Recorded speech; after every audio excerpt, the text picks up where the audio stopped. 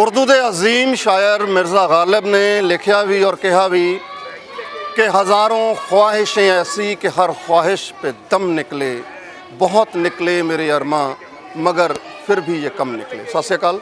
जस पंजाबी नाल जुड़ चुके हो तुसी ते प्रोग्राम शुरू करन लगे हाँ समाज सेवा ते संविधान।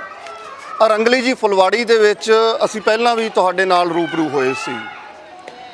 मैं मिर्ज़ा गालिब दा शेर इस करके कोट कीता कि ख्वाहिशां तां हज़ारां ऐसियां हुंदियां ने जिहड़ियां पूरीਆਂ नहीं हुंदियां, पर किते इंसान नूं सबर संतोख भी करना चाहिदा है या सबर संतोख भी करना पैंदा है।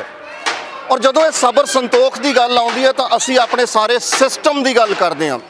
सिस्टम की गल करदे हां तां समाज की गल करदे हां, समाज दे समाज सेवियां की गल करदे हां और संविधान की गल करदे हां कि संविधान सानूं की हक दिंदा है। संविधान दे विच देश दे उन्हां नागरिकां दे हक की ने और देश दे राजनीतिक लोकां दी जिम्मेवारी की है जिन्हां ने सिस्टम नूं चलाउणा हुंदा है। जेकर उन्हां दी अपणियां ख्वाहिशां ही एडियां वड्डियां हो जाण जिंदगी दे विच कि वो लोकां नूं भुल जाण, जेकर वो सिस्टम नूं ठीक करना भुल जाण, जे वो इन्हां खास बच्चिआं नूं भुल जाण, जे वो बिरध बजुर्गां ते मातावां नूं भुल जाण, जे वो सड़कां ते रुलदे लोकां नूं भुल जाण, जे वो घरां दे विच बैठे दिमागी तौर दे उत्ते परेशान सड़कां दे उत्ते तुरी जांदी भीड़ नूं भुल जाण, तां फिर दोषी कौन होवेगा। भाई साहब शमशेर सिंह जी साडे नाल ने, आओ पहला फतेह दी सांझ पैने। भाई साहब वाहिगुरू जी खालसा वाहिगुरू जी का खालसा वाहिगुरू जी की फतेह। भाई साहब मैं ना मिर्ज़ा गालिब दा शेर कोट कीता कि हज़ारों ख्वाहिशें ऐसी कि हर ख्वाहिश पे दम निकले, बड़े निकले मेरे अरमा मगर फिर भी ये कम निकले। ख्वाहिशां मुक्कदियां नहीं, मरदियां नहीं। पर इन्हां दे ख्वाहिशां बारे साडा सिस्टम या खास तौर के उत्ते जिन्होंने सिस्टम चलाउणा है, मैं सीधे तौर के उत्ते राजनीतिक लोगों ते जाना क्योंकि मैं पत्रकार हाँ तो मैनूं बोलण च कोई हर्ज नहीं, एतराज़ नहीं। राजनीति पोलीटिकल लोग साडा सिस्टम नूं चलाउण वाले साडे ऑफिसर्स इन्हां बजुर्गां, इन्हां बच्चिआं, इन्हां मातावां, इन्हां मानसिक परेशान लोगों नूं भुल गए ने। मैं मसले ते बाद च आउणा क्योंकि थोड़े दिन पहले एक मसला छिड़िया सीगा कि वो भुल गए ने इन्हां नूं। काम ही दसदे हुंदे, असल च बोल के दस्सण दी लोड़ नहीं हुंदी क्योंकि जिहड़ी नीति तो हैगी है, नीति हैगी है पर नीयत ना होने करके ये हालात बने हुए हैं। अदरवाइज इन्हां दा संविधान दे विच इन्हां नूं हक हैगा है, भावें वो मानसिक पक्षों परेशान किसी नागरिक की गल करदे तुसीं, ਉਹਦੇ ਵਿੱਚ ਮੈਂਟਲ ਹੈਲਥ ਐਕਟ ਕਹਿੰਦਾ ਵੀ ਉਹਨਾਂ ਨੂੰ 24 ਘੰਟੇ ਦੇ ਅੰਦਰ ਉਹਨਾਂ ਨੂੰ ਅਨਕੰਡੀਸ਼ਨਲੀ ਜਿਹੜਾ ਟ੍ਰੀਟਮੈਂਟ ਮਿਲੇਗਾ। ਉਸ ਦੇ ਲਈ ਬਜਟ ਵੀ ਜਿਹੜਾ ਇਹਨਾਂ ਨੇ ਕੁਝ % ਜੋ ਰੱਖਿਆ ਹੈਗਾ, ਜਿਹੜੇ ਹਸਪੀਟਲ ਵੀ ਬਣਿਆ ਹੋਇਆ ਹੈਗਾ ਉਹਦੇ ਵਿੱਚ ਬੈੱਡ ਵੀ ਖਾਲੀ ਹੈਗੇ। ਪਰ ਮੈਨੂੰ ਲੱਗਦਾ ਵੀ ਸ਼ਾਇਦ ਚੰਡੀਗੜ੍ਹ ਵਰਗੇ ਸ਼ਹਿਰ ਦੇ ਵਿੱਚ ਵੀ ਲੋਕ ਅਵੇਅਰ ਨਹੀਂ ਹੋਣਗੇ। ਨਹੀਂ ਫਿਰ ਉਹ ਬੈੱਡ ਖਾਲੀ ਕਿਉਂ ਨੇ ਜੀ? ਉਹ ਬੈੱਡਾਂ ਦੇ ਉੱਤੇ ਮਤਲਬ ਜੇ ਉਹ ਸਿਸਟਮ ਦੇ ਤਹਿਤ ਉਹਨਾਂ ਦਾ ਬਜਟ ਦਾ ਕੁਝ % ਹਿੱਸਾ ਵੀ ਹੈ ਕਿ ਉਹ ਬਜਟ ਦਾ ਹਿੱਸਾ ਲੱਗਦਾ ਇਹਨਾਂ ਦੇ ਉੱਤੇ, ਫਿਰ ਤੁਸੀਂ ਗੱਲ ਕਹੀ ਕਿ ਬੈੱਡ ਖਾਲੀ ਪਏ ਨੇ। ਬੈੱਡ ਖਾਲੀ ਕਿਉਂ? ਉੱਥੇ ਉਹ ਵਿਅਕਤੀ ਕਿਉਂ ਨਹੀਂ ਹੋ ਸਕਦਾ ਜਿਹਨੂੰ ਇਲਾਜ ਦੀ ਜ਼ਰੂਰਤ ਹੈ? ਮਤਲਬ ਜੇ ਤੁਸੀਂ ਕਹੋ ਵੀ ਲੋੜਵੰਦ ਕਿੰਨੇ ਆ ਜਿਹਨਾਂ ਨੂੰ ਇਮੀਡੀਏਟਲੀ ਹਸਪੀਟਲਾਈਜ਼ ਕਰਨ ਦੀ ਲੋੜ ਹੈ, ਉਹਨਾਂ ਦੀ ਗਿਣਤੀ ਲੱਖਾਂ ਵਿੱਚ ਹੈ। ਮੈਂ ਫੇਰ ਬੋਲ ਰਿਹਾ ਹੈਗਾ ਇਸ ਗੱਲ ਨੂੰ ਕਿ ਜੇਕਰ ਫਿਗਰਸ ਬਹੁਤ ਵੱਡੀਆਂ ਹੈਗੀਆਂ, ਸਰਵੇ ਦੀ ਰਿਪੋਰਟ ਕੁਛ ਬਹੁਤ ਗਿਣਤੀ ਵੱਡੀ ਦੱਸਦੀ ਹੈ 5% ਤੋਂ ਵੀ ਜ਼ਿਆਦਾ, ਪਰ ਅਸੀਂ 1% ਵੀ ਲਾ ਲਈਏ ਪੰਜਾਬ ਦੇ ਵਿੱਚ ਵੀ 1% ਨੂੰ ਹਸਪੀਟਲਾਈਜ਼ ਤਾਂ ਕਰਨ ਦੀ ਲੋੜ ਹੈਗੀ ਹੈ। ਉਹ ਕਹਿੰਦੇ ਨਹੀਂ ਜੀ ਨਹੀਂ 1% ਨਹੀਂ, ਇਹਦੇ ਨਾਲ ਤਾਂ 4 ਨਹੀਂ 5 ਗੁਣਾ ਜ਼ਿਆਦਾ ਸਰਕਾਰੀ ਆંકੜੇ ਗੱਲ ਕਰਦੇ हैं।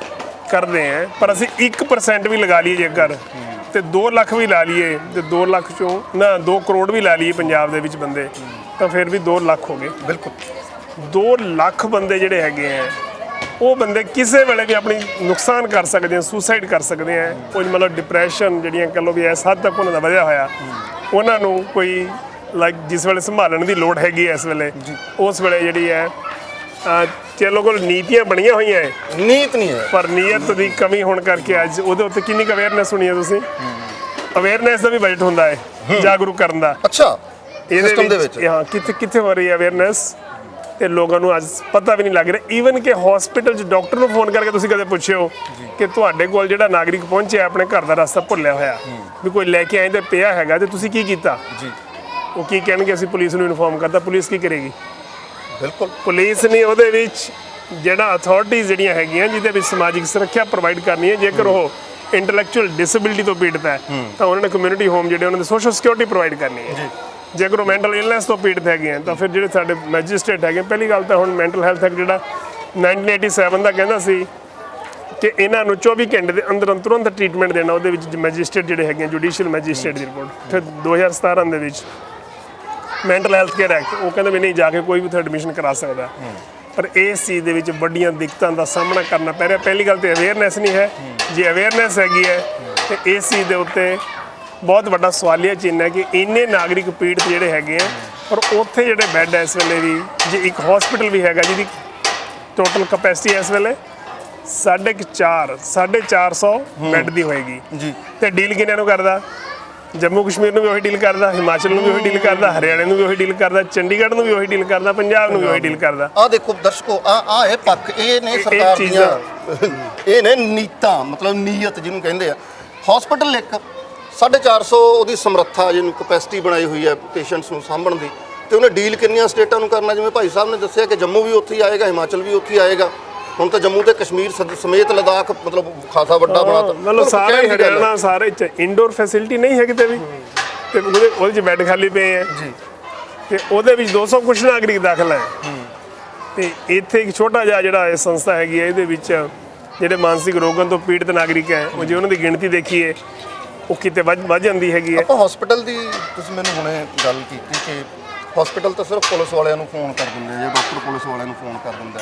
ਜ਼ਿੰਮੇਵਾਰੀ ਤਾਂ ਹਾਲਾਂਕਿ ਮੈਜਿਸਟ੍ਰੇਟ ਦੀ ਤੈਅ ਕੀਤੀ ਹੈ 1987 ਦੇ ਐਕਟ ਦੀ ਵੀ, 2017 ਦੇ ਵੀ ਐਕਟ ਦੀ ਤੁਸੀਂ ਗੱਲ ਕਰਦੇ ਹੋ।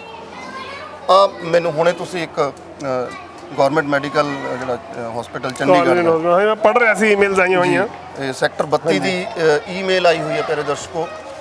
ਇਹ ਸਰਕਾਰੀ ਮਤਲਬ ਹਸਪਤਾਲ ਜਿਹੜਾ ਸੈਕਟਰ 32 ਦਾ ਹੈ, ਉਸਨੇ ਇੱਕ ਈਮੇਲ ਭੇਜੀ ਹੋਈ ਹੈ ਪ੍ਰਭ ਆਸਰਾ ਸੰਸਥਾ ਦੇ ਨਾਮ ਦੇ ਉੱਤੇ। ਇਹਦਾ ਕੰਟੈਂਟ ਕੀ ਹੈ ਉਹ ਤੁਹਾਨੂੰ ਕੰਟੈਂਟ ਮੈਂ ਪੜ੍ਹ ਕੇ ਮੋਟੇ ਰੂਪ 'ਚ ਦੱਸ ਦਿੰਦਾ ਕਿ ਭਾਈ ਸਾਹਿਬ ਨੇ ਮਿਸਟਰ ਦੇਵ ਕੁਮਾਰ, ਜਿਨ੍ਹਾਂ ਦੀ ਉਮਰ 35 ਸਾਲ ਦੀ ਹੈ, ਲਿਖਿਆ ਗਿਆ ਕਿ ਉਹ admitted in SOEW area 20 block, ਉਸ ਦੇ ਵਿੱਚ ਮਤਲਬ ਉਹ ਭਰਤੀ ਕੀਤੇ ਗਏ ਸੀਗੇ। Now he is going to be discharge from hospital, ਠੀਕ ਹੈ ਜੀ। He has no one to look after him after discharge. Kindly provide shelter at Prabh Asra after discharge so that he will get proper care, food and shelter. ਹੁਣ ਜਿਹੜੀ ਜ਼ਿੰਮੇਵਾਰੀ ਸਰਕਾਰ ਦੀ ਬਣਦੀ ਸੀ, ਉਹਨਾਂ ਨੇ ਸਿਰਫ ਇੱਕ ਈਮੇਲ ਕਰਕੇ ਜਾਂ ਇਸ ਤੋਂ ਬਾਅਦ ਕੋਈ ਸ਼ਾਇਦ ਫੋਨ ਵੀ ਕਰ ਦੇਣ ਜਾਂ ਐਂਬੂਲੈਂਸ ਭੇਜ ਕੇ ਉਸ ਪੇਸ਼ੈਂਟ ਨੂੰ ਮਿਸਟਰ ਦੇਵ ਕੁਮਾਰ ਨੂੰ ਇਹਨਾਂ ਕੋਲੇ ਭੇਜ ਵੀ ਦੇਣ, ਪਰ ਆਪਣੀ ਜ਼ਿੰਮੇਵਾਰੀ ਕਿੱਥੇ ਗਈ? ਜ਼ਿੰਮੇਵਾਰੀ ਇਹਨਾਂ ਦੇ ਸਿਰ ਪਾਤੀ।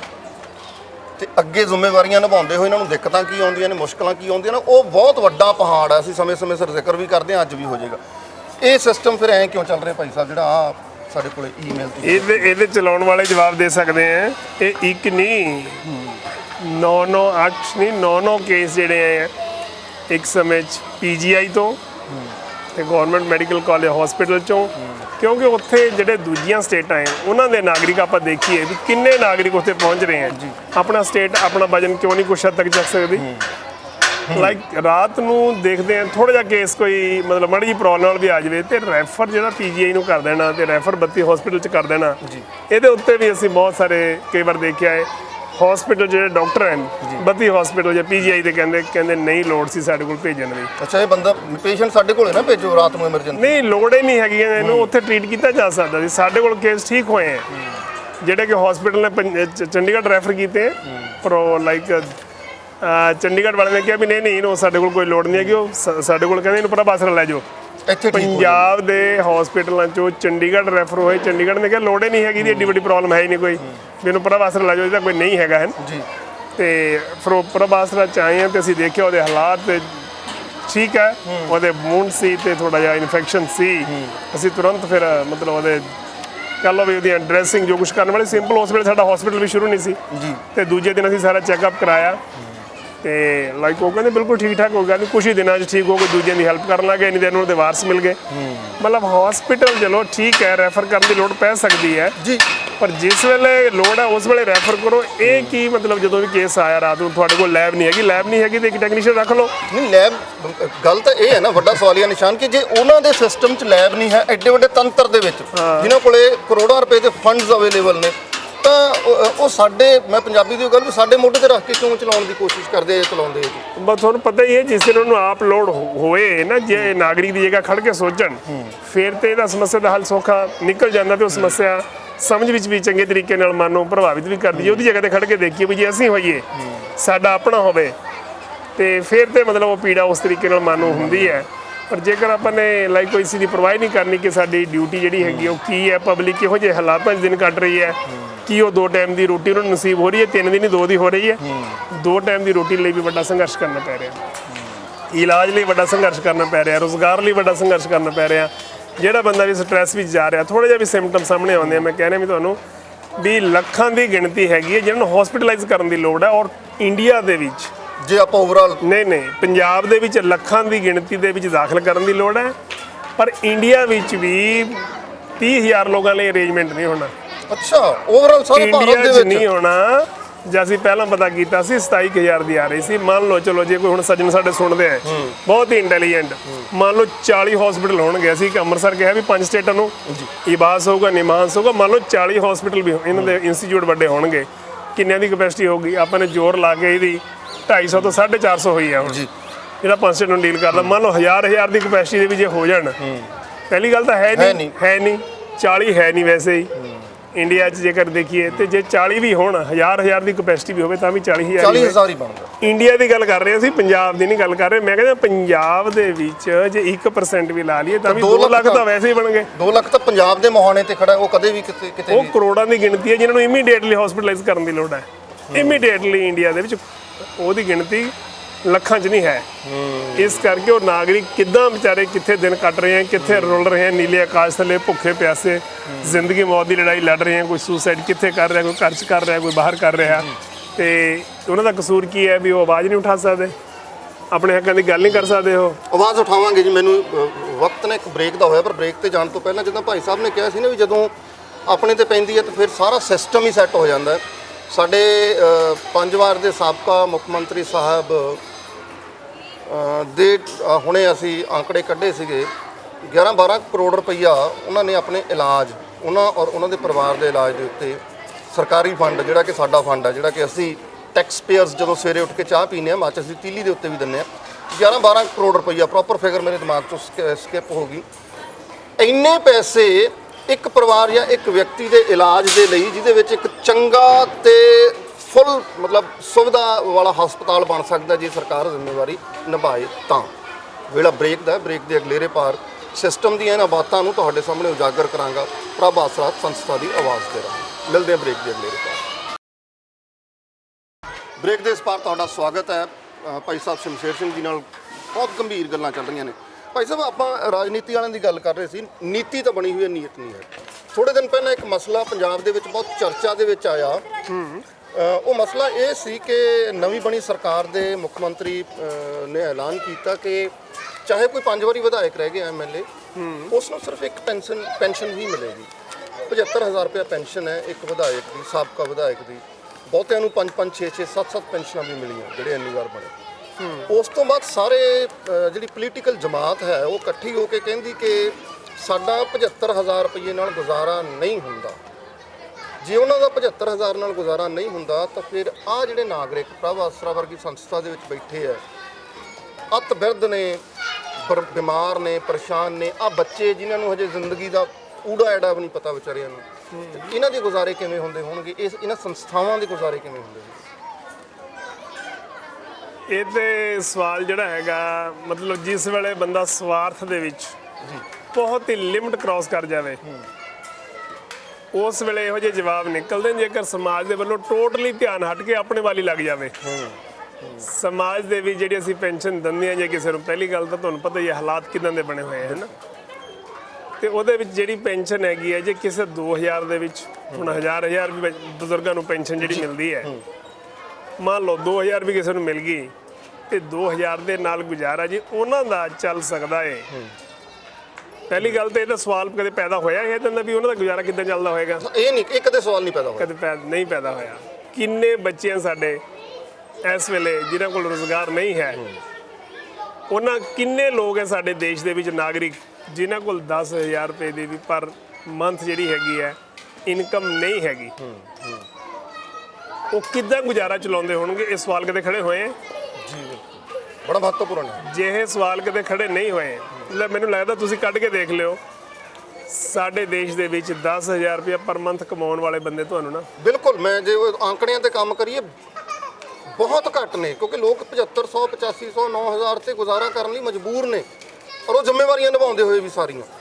ਉਹ ਟੈਕਸ ਪੇ ਕਰਦੇ ਹੈ, ਉਹਨਾਂ ਦੀ ਸੇਵਾ ਦੇ ਲਈ ਮਤਲਬ ਡਿਊਟੀ ਲੱਗਦੀ ਹੈਗੀ ਹੈ ਕਿ ਸਾਨੂੰ ਅਸੀਂ ਸੰਭਾਲਾਂਗੇ ਆਪਣੇ ਦੇਸ਼ ਨੂੰ। ਬੜਾ ਹੀ ਅਸੀਂ ਮਹਿਸੂਸ ਕਰਕੇ ਸਾਰੇ ਨਾਗਰਿਕ ਜਿਹੜੇ ਹੈਗੇ ਆ ਸੇਵਾ ਦਾ ਮੌਕਾ ਦਿੰਦੇ, ਸੇਵਾ ਦਾ ਮੌਕਾ ਦਿੰਦੇ। ਜੀ ਹਾਂ, ਕਹਿ ਕੇ ਸੇਵਾ ਦਾ ਮੌਕਾ। ਠੀਕ ਹੈ, ਤੇ ਉਸ ਦੇ ਵਿੱਚ ਜੇ ਕੇਵਲ ਆਪਣੇ ਲਈ ਹੀ ਸੋਚਣਾ ਹੈ, ਕਦੇ ਉਹਨਾਂ ਦੀ ਜਗ੍ਹਾ ਖੜ ਕੇ ਵੀ ਨਹੀਂ ਸੋਚਣਾ ਕਿ ਉਹ ਲੋਕ ਜਿਨ੍ਹਾਂ ਦੇ ਕੋਲ 10,000 ਰੁਪਇਆ ਪਰ ਮੰਥ ਦੀ ਵੀ ਇਨਕਮ ਨਹੀਂ ਹੈਗੀ, ਉਹਨਾਂ ਦੇ ਪਰਿਵਾਰ ਦੇ ਵਿੱਚ ਬੱਚੇ ਵੀ ਹੈਗੇ ਆ, ਉਹਨਾਂ ਦੇ ਪਰਿਵਾਰ ਦੇ ਵਿੱਚ ਬਜ਼ੁਰਗ ਵੀ ਹੈਗੇ ਆ, ਉਹ ਬਿਮਾਰ ਵੀ ਹੁੰਦੇ ਆ, ਉਹਨਾਂ ਨੇ ਪੇਟ ਵੀ ਭਰਨਾ ਹੈਗਾ ਤੇ ਬੱਚਿਆਂ ਦੀ ਪੜ੍ਹਾਈ ਵੀ ਹੈ, ਬਾਕੀ ਸਾਰਾ ਕੁਝ ਉਹਨਾਂ ਨੇ ਸਾਰਾ ਕੁਝ ਕਰਨਾ, ਬਿਜਲੀ ਦੇ ਬਿੱਲ ਵੀ ਦੇਣੇ ਹੈਗੇ ਆ, ਕਿੰਨੇ ਤਰ੍ਹਾਂ ਦੇ ਖਰਚੇ ਹੈਗੇ ਆ।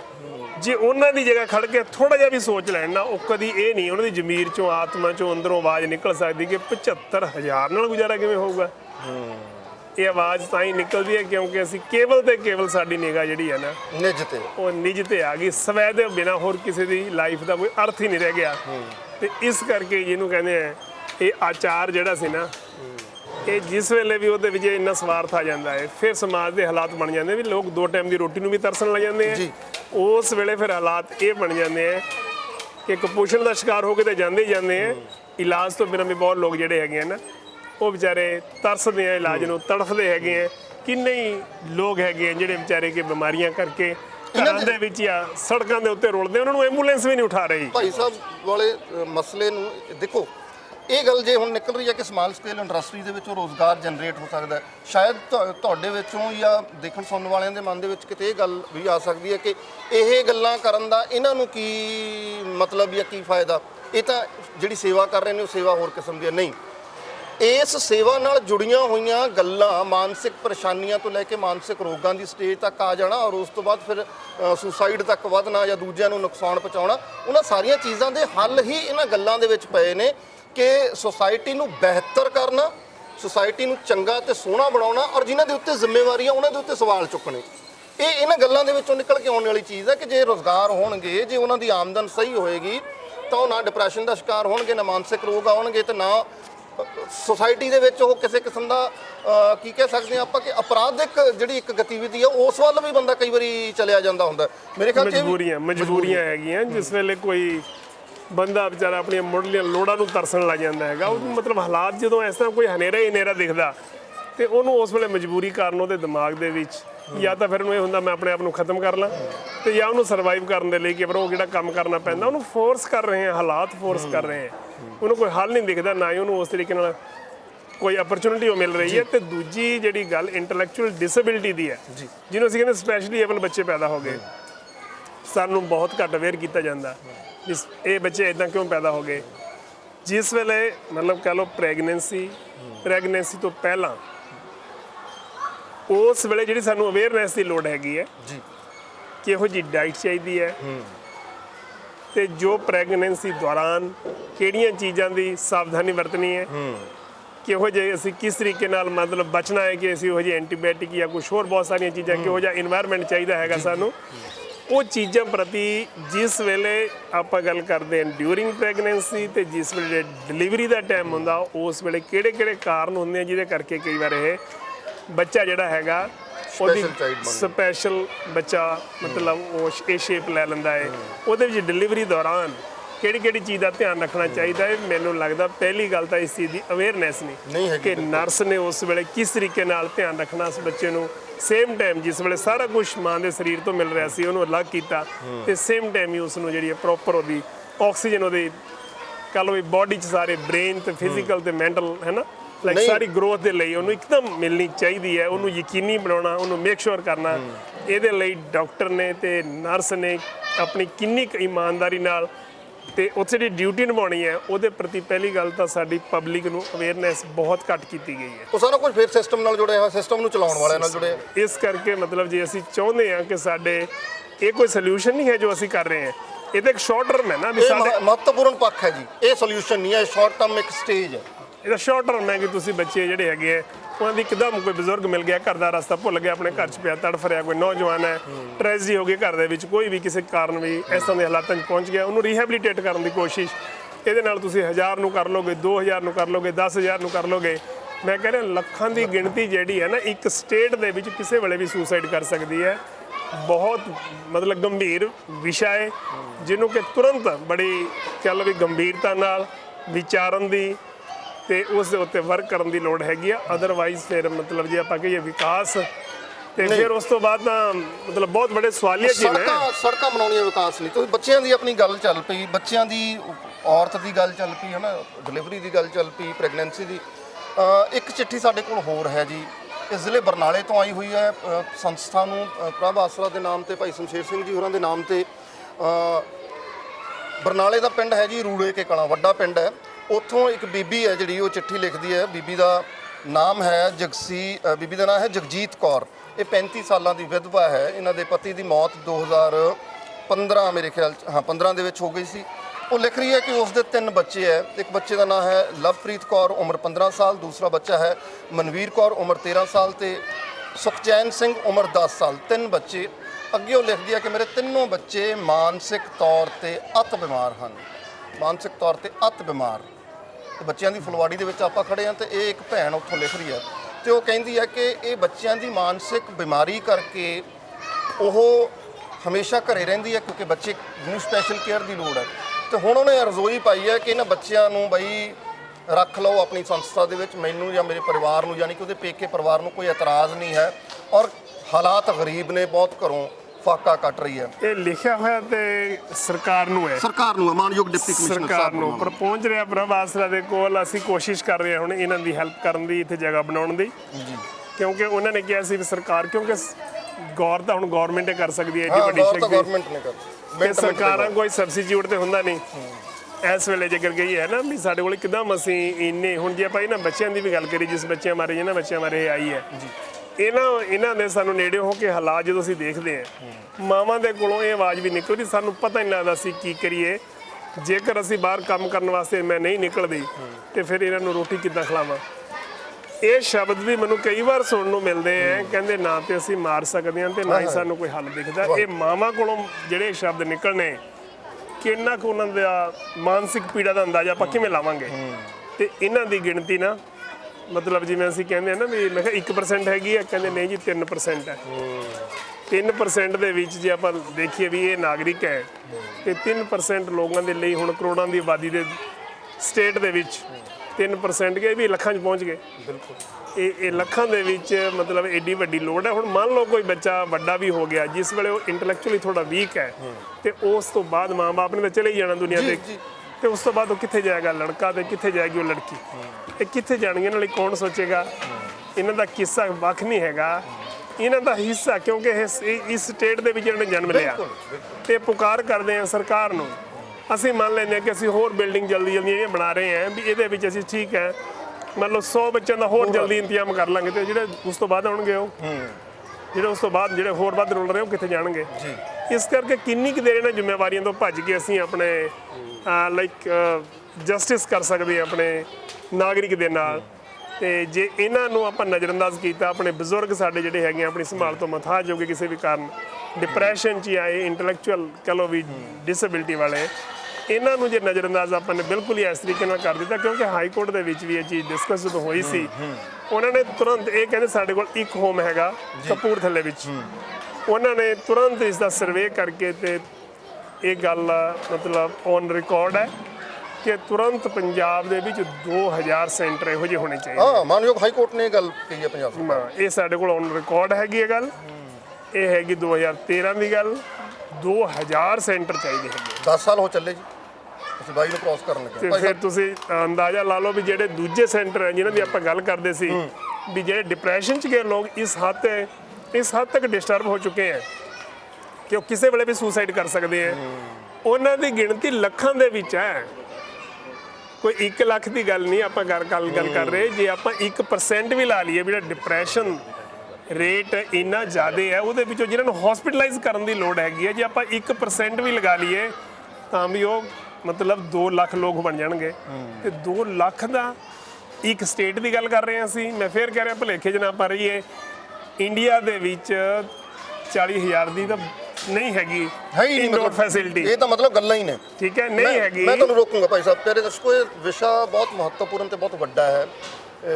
ਇਸ ਨੂੰ ਅਸੀਂ ਇਸ ਸਮੇਂ ਦੇ ਵਿੱਚ ਨਾ ਪੂਰਾ ਨਹੀਂ ਕਰ ਸਕਦੇ। ਇਸ ਪ੍ਰੋਗਰਾਮ ਨੂੰ ਅੱਜ ਦੇ ਇਸੇ ਐਪੀਸੋਡ ਨੂੰ ਅਸੀਂ ਕੰਟੀਨਿਊ ਕਰਾਂਗੇ ਕਿਉਂਕਿ ਮਾਮਲੇ ਗੰਭੀਰ ਨੇ। ਔਰ ਦੂਸਰੀ ਗੱਲ ਮੈਂ ਤੁਹਾਡੇ ਅੱਗੇ ਬੇਨਤੀ ਕਰਦਾ ਪਿਆਰੇ ਦਰਸ਼ਕੋ, ਕਿਉਂਕਿ ਤੁਸੀਂ ਵਿਦੇਸ਼ਾਂ ਦੀ ਧਰਤੀ ਤੇ ਰਹਿੰਦੇ ਹੋ, ਤੁਹਾਨੂੰ ਅਸੀਂ ਜਾਗਰੂਕ ਮੰਨਦੇ ਹਾਂ, ਆਪਣੇ ਵੱਲੋਂ ਜਾਗਰੂਕ ਵੀ ਮੰਨਦੇ ਹਾਂ। ਔਰ ਤੁਹਾਨੂੰ ਪ੍ਰਮਾਤਮਾ ਨੇ ਬੜਾ ਕੁਛ ਵਾਹਿਗੁਰੂ ਨੇ ਬਖਸ਼ਿਆ ਵੀ ਆਪਣੀ ਮਿਹਨਤਾਂ ਦੇ ਸਦਕਾ ਤੇ ਉਸ ਦੀ ਰਹਿਮਤ ਦੇ ਸਦਕਾ।